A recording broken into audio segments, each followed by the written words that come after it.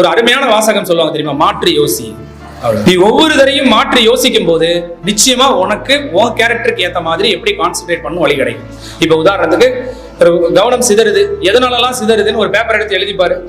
செல்போனால சிதறுது, right. செல்போனை ஒழிச்சு கேட்டா என்ன வழின்னு எழுதிப்பாரு. ஒன்டே பதில் இருக்கும், இல்லாம இருக்காது. செல்போன் இல்லாம வாழ முடியாதா? முடியுமா? முடியாதா? முடியும். முடியும் அப்படின்னா முடியாது அப்படின்னா முடியாதுன்னா ஏன் முடியாது? எனக்கு நிறைய பேர் கால் பண்ணுவாங்க. யாரு கால் பண்ணுவா? கலெக்டரும் கவர்னருமா பண்ண போறாங்க? சத்தியமா கிடையாது. உங்க அப்பா அம்மா தான்.